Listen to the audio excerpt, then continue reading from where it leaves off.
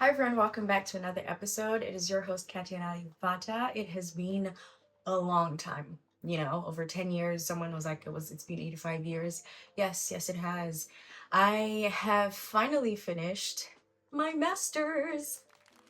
Round of applause, round of applause. Thank you very much. That is a story I will explain another day. The whole journey has been amazing. Of course, I'm waiting for my results to come out because I submitted my dissertation last month, but oh my gosh, I will say it here officially. Don't do your masters. I mean, you should, but don't, you know. Um, Sometimes it's worth it. Other times, when you're writing that dissertation and all those term papers and you're questioning your life decisions, it isn't. It isn't worth it. But at the end of it, it is. And I would, fortunately, do it again. Are we doing a PhD? I don't know. I don't know. Today we're talking about heartbreak. So for those that do not know, I was in a relationship for about 4 to 5 years, and yeah, I am no longer in that relationship.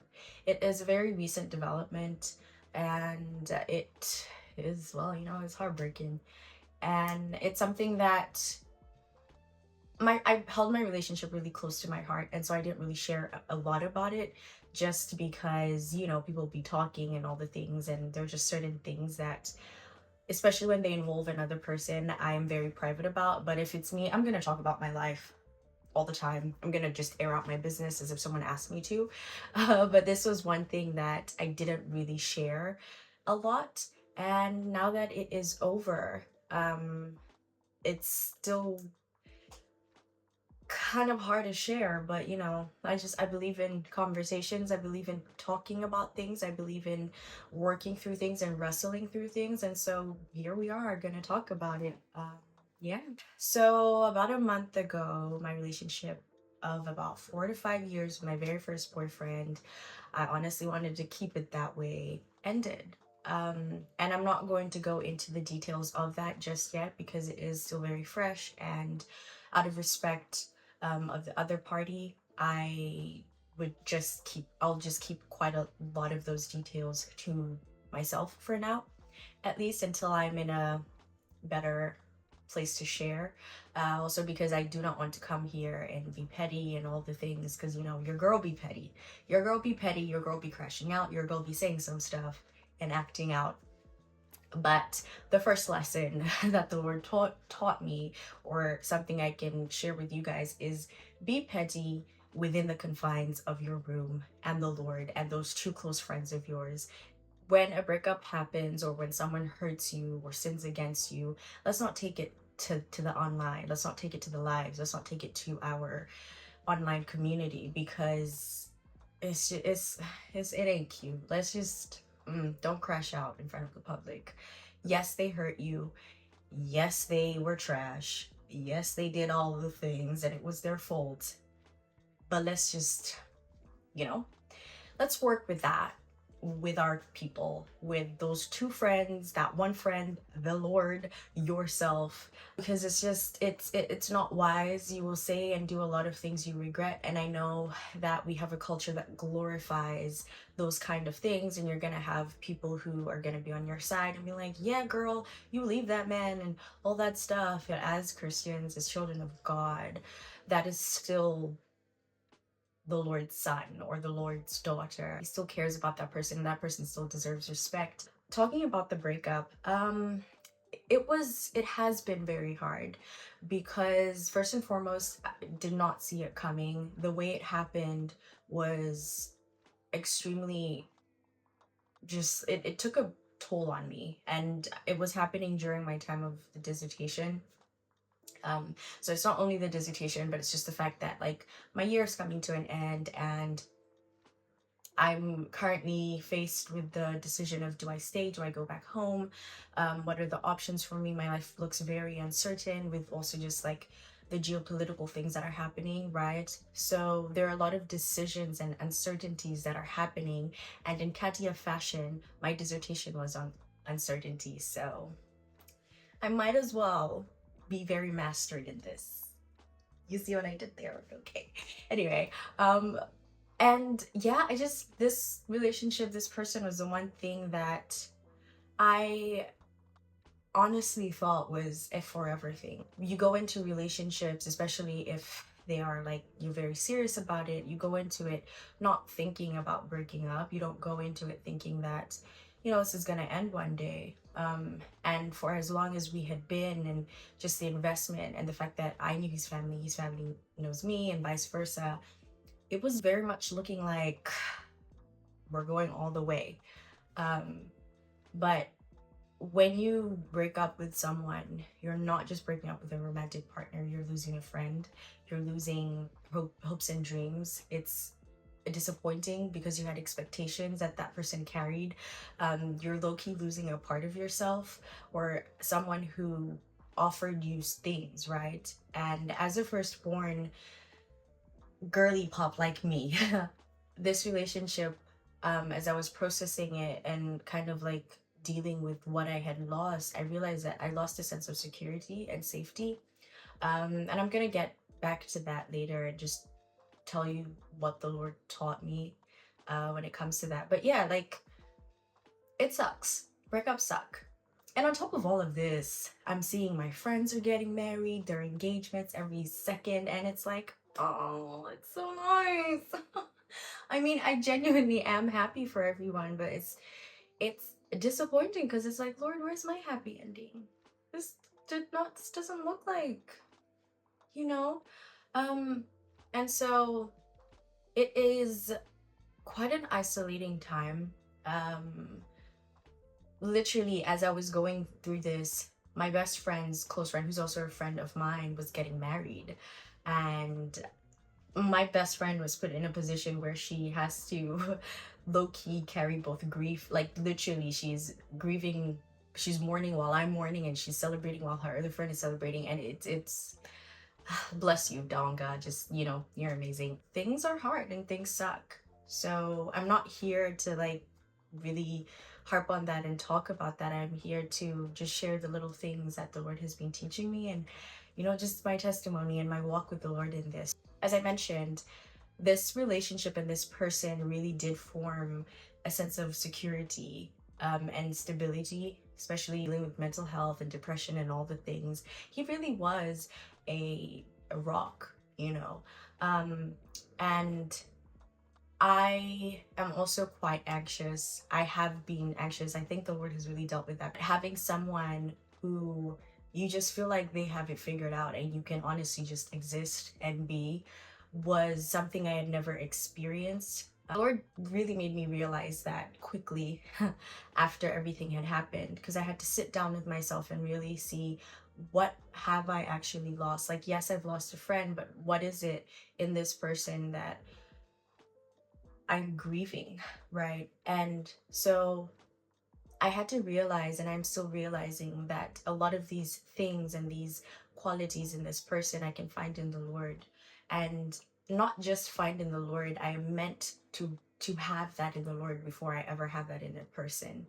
And so the very first thing is, every quality and everything you need in life, God has given you. He has given you, yes, through people, but first and foremost, He's given you through Himself. He is the most stable relationship you will ever have. He is your rock. We are meant to build our lives on the firm foundation that is Christ. And He is our peace. He says He is the Prince of Peace and all of those things. And so, yes, it is a gift and it is a beauty when you can experience those kind of things and those parts of the Lord in people. But we must always be careful to never replace the main thing for something else, right?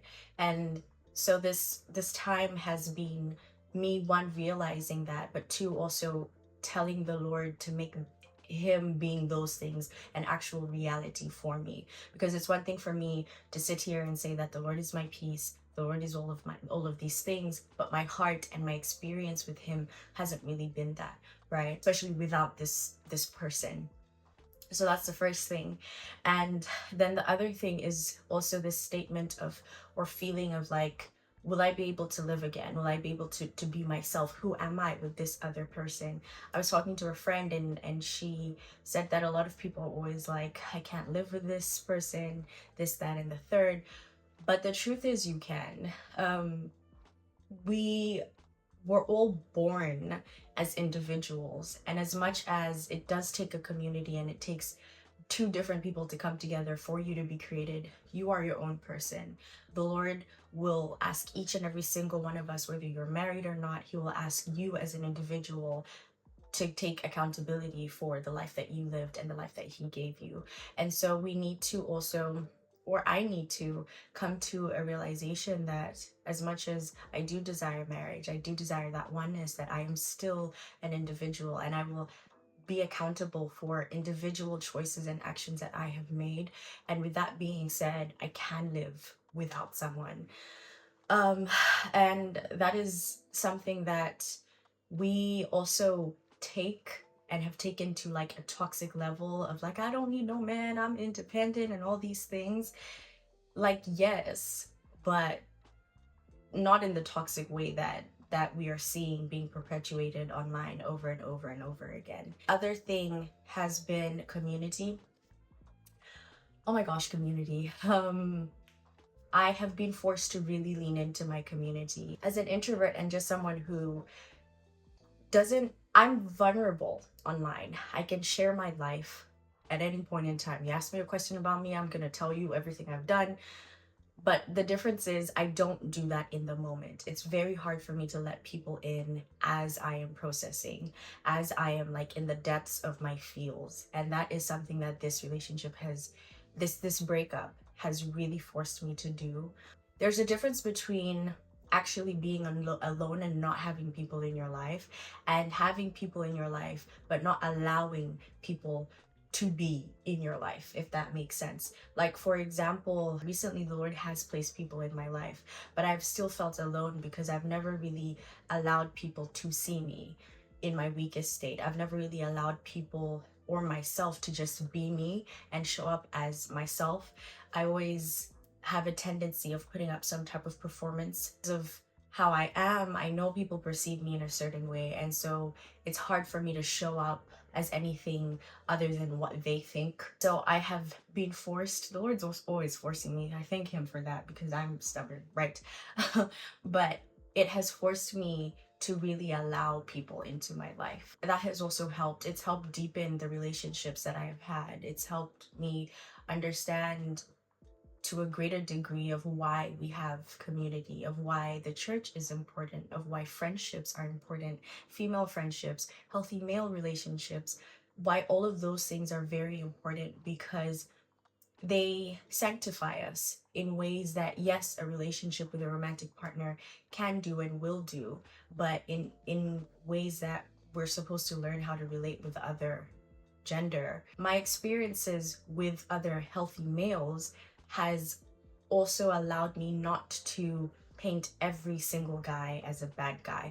And I'm not saying that the person I was with is a bad guy, but it's just things like that really ground us.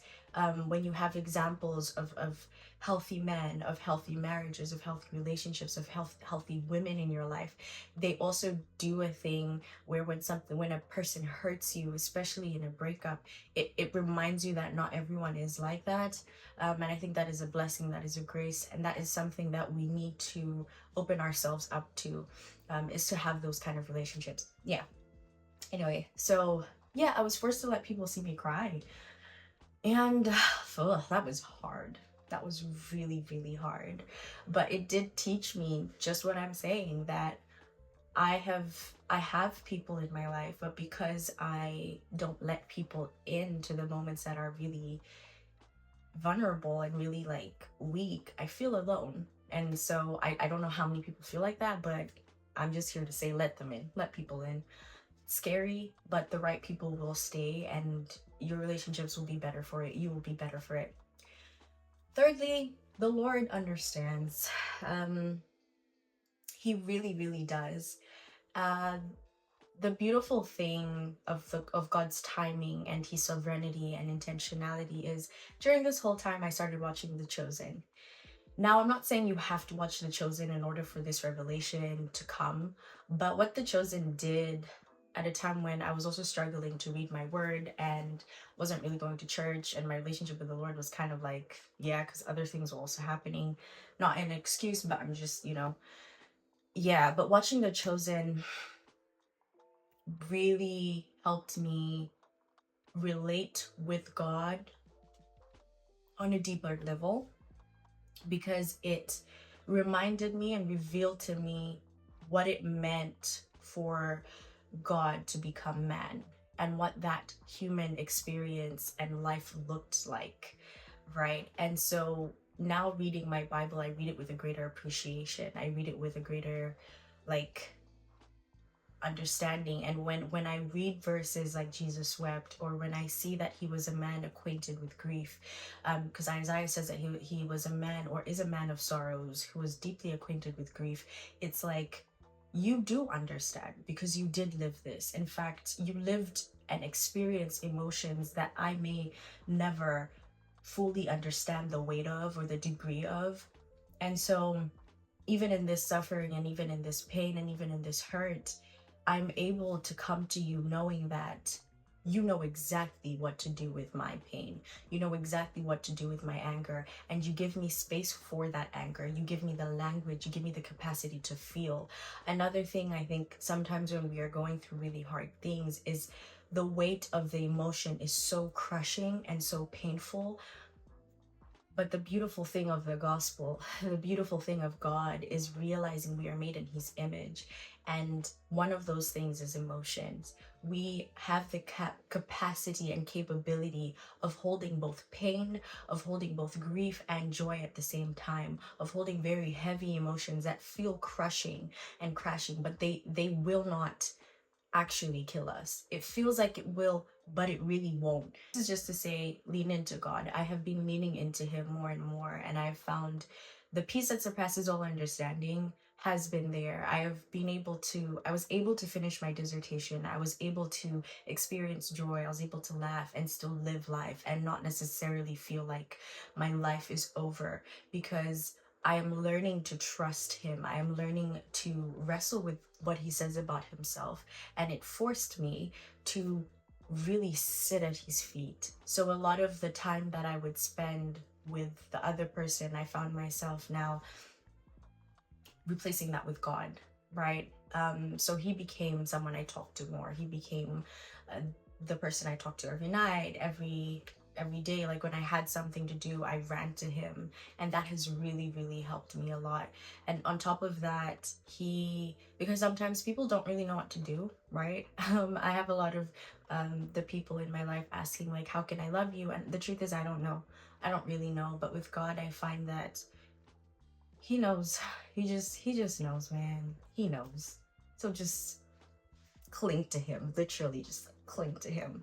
The third thing, I believe the third thing or the fourth, I've lost count, is marriage. He has been teaching me about marriage and what that actually means, and how we really do idolize marriage in a way that is kind of unhealthy, I will say. And I'm not saying this because now I'm single. I love love. I still desire to get married, but I say we idolize it because we do not need to necessarily pray to be good wives or good husbands or all of those things. We need to learn to pray to be disciples, to be good disciples. And I heard that statement from a podcast with the Perrys, and Megan Ashley is the one who said it. And when she said that, it did something in my mind and in my heart to say, you know what? Yeah. Like a lot of times people will go to church, they will serve, they will read their Bible, they will do all these things in hopes that God will give them a good man or a good wife. But the reason for your service should not be for you to be married. It's not about you getting a Boaz or getting yourself, that is not the reason. You being in church, you serving, is because of the Lord. That is your first and most important relationship. And so we find ourselves, because to be honest, that was a question I had. I was like, I've done everything right. Why has this happened? And it's like, yeah, but you sitting at my feet, you serving, you doing all of these things is not necessarily for you to find a husband. It is because of my glory. It is because of this relationship. It's because I died on the cross. This relationship is a priority, and he has called us to be disciples. He has called us to be his children. He's not necessarily called each and every single one of us to get married. It's not a promise. Marriage is not necessarily a promise. Paul even said it is better for you to be single, right? And so it's not to say that you need to shut your desire for marriage if it is there. The Lord is good. He is a good father, and he says, ask and it will be given to you. He says that if man, like an evil person, knows how to give good gifts, how about me? But that is to say that marriage is a gift. Our relationships with people are gifts. And so we need to come to a sober understanding of realizing that every relationship we have been given is a gift. And so there is a responsibility for us to steward it. There's a responsibility of us to steward marriage. It is a ministry. It is a platform for God to show his glory. Marriage is a reflection and a representation of Christ in the church, and that is a huge responsibility, both on the wife and the husband. And so these are things that I think we need to do better as the church to really understand, and realize it's not just about the good feelings, or, oh, I have someone who's my ride and die, or whatever. Christ is your ride and die. First and foremost, he's the one that died. And like really realize that it's a legit responsibility. Don't just be going into marriages and relationships just for just. And the thing is, when you are being a better disciple and you're praying to be a better disciple, you're seeking the kingdom of God, all of these other things are added unto you. But as a disciple, we are called to have good character. Literally, Matthew, like the Lord Jesus gave an entire sermon about character. You love your enemies. You do not judge people. You don't look at your your brother's log in your eye when you have a speck in your own. You like, blessed are the poor in spirit. Blessed are the humble. If my people will humble themselves and pray. Like, it says so much about character that a lot of Christians miss, because we're seeing people who can pray the roof down, they're praying in tongues and all the things, and they're praying. Wow, you can sing the house away. You can literally, your voice is just like amazing. You recite scripture. You you are a pastor. You're just a walking Bible scholar pastor person, but your character is off. And that, friends, isn't right. That, friends, is giving Pharisee. That, friends, is giving the brood of vipers, the serpents. You know what I mean? And so we need to really understand that this call on our lives when we have accepted Christ is not just for marriage. It's not just to be a good wife. It's not just to be a good husband. First, it's more than that. It is way bigger than that. And even when you do get married, your mission is still bigger than that. As a kid, one thing I always wrestled with was, do we just get born, go to school, get the degree, find a job, and get married, have kids, and that's it? And personally, that was a very boring, purposeless thing. And so when I was searching Christ for the meaning of life, yes, we do all of those things, and all of those are milestones, and all of those things are beautiful. But what makes them beautiful and what makes them purposeful is the fact that Christ is in them, is the fact that God uses those things for his glory, is the fact that in our doing education, in our careers, there is so much that God has called us to do. He's called us to be the light of the world, and we can do that as a single person, as a married person. He's called us to be the salt of the earth, to preserve a remnant of Christ, right? To preserve things that he has told us, and to kind of flavor this earth, you know what I mean? And so there's a huge mandate on our lives, that we need to understand even before we idolize marriage, and that is something the Lord has really been dealing with me. Is like, yeah, you want to get married, but why? Like, do you really understand what that is? When I'm calling you to submit. You need to be able to submit to the Lord. If you're going to submit to someone who's submitted to the Lord, you need to be discerning. And all of those things come as you're being a disciple of Christ. So yeah, I'm going to leave you and love you there. And also just to say that take it easy on yourself. It is a very hard thing.